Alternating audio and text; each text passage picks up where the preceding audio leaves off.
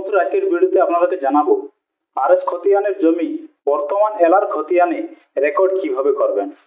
অর্থাৎ আরএস পর্চা অনুযায়ী বর্তমান এলার পর্চাতে যদি জমির পরিমাণ যদি কম থাকে, তাহলে সেই আরএস পর্চা অনুযায়ী সেই জমির রেকর্ডটি বর্তমান এলার পর্চাতে কিভাবে করবেন, সেই প্রসেসটা কিন্তু এই ভিডিওতে আপনাদেরকে জানাবো।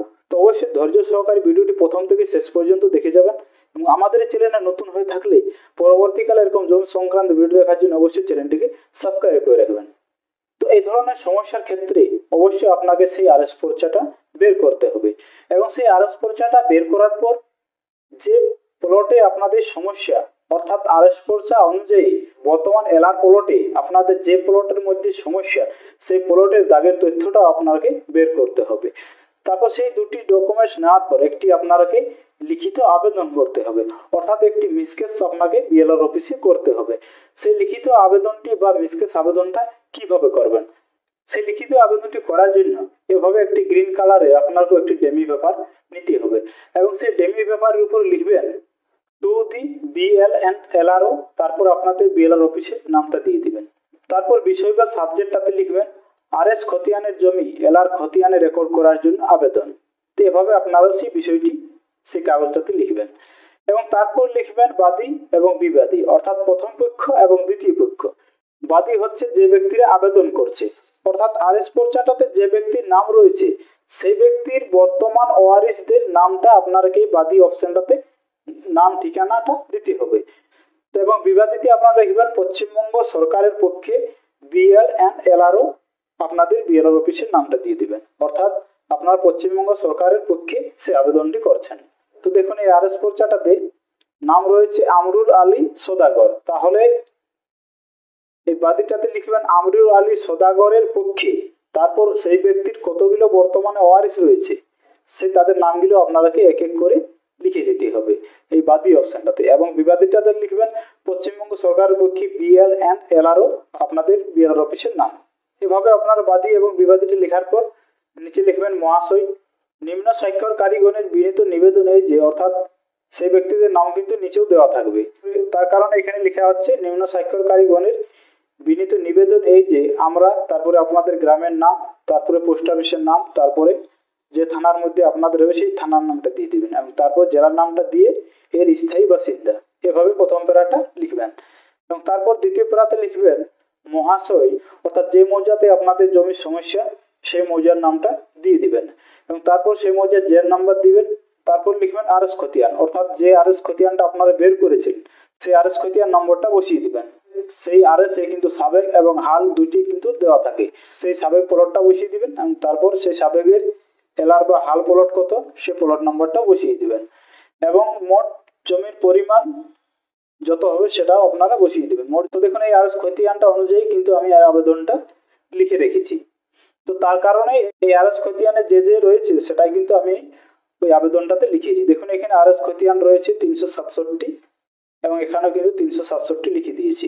এবং যদি আমরা দ্বিতীয় পেজটাতে দেখি, এবং দ্বিতীয় পেজটাতে দেখুন দেওয়া আছে, তো এইগুলো হচ্ছে সাবেক এবং এই সাবেকের হালদাগ হচ্ছে এই 310, অর্থাৎ সাবেক প্লট হচ্ছে 1305 এবং 1304 এবং এই 1304 এবং 1305-এর হালদাগ হচ্ছে 1310।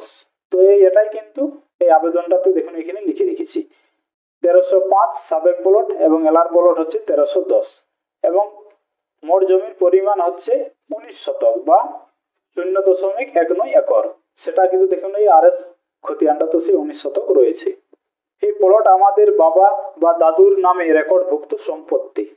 সেই ব্যক্তি যদি আপনাদের বাবা হয়ে থাকে তাহলে এখানে বাবার নামটা দিয়ে দিবেন এবং যদি আপনাদের সেটা দাদু হয়ে থাকে তাহলে এখানে দাদুর নামটা দিয়ে দিবেন এবং সেই রেকর্ড মোতাবেক আমরা উক্ত দাগে দখল করে আসছি ও চাষ করছি, বা যদি আপনারা বসবাস করে থাকেন তাহলে বসবাসও লিখতে পারেন।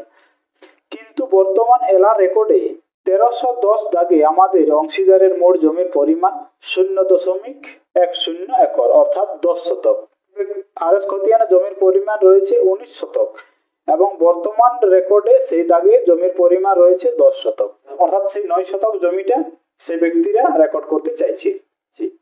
তাই মহাশয় নিকট আমাদের সবিনয় প্রার্থনা যাহাতে এই মৌজার জেন নম্বর এত এলআর প্লট 310-এর বাকি 9 শতক জমি আরএস রেকর্ড এবং দখল দৃষ্টান্তে সরজমিন তদন্ত করিয়া আমাদের বাবা বা দাদুর ওয়ারিসদের নামে রেকর্ড করা হয়, তাহার সুবিহিত দানে মর্জি হন।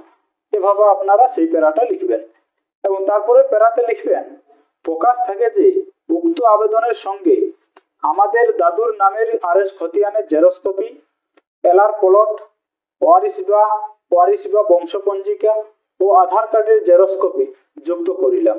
অর্থাৎ এই আবেদনটার সাথে কি কি ডকুমেন্টস আপনাকে সাবমিট করতে হবে সেই বিষয়টি আপনাকে শেষের প্যারাতে লিখতে হবে। তারপর নিবেদন নীতি দেওয়ার পর নিচে প্রত্যেক জনের সিগনেচার এবং সেই ব্যক্তিদের ঠিকানা।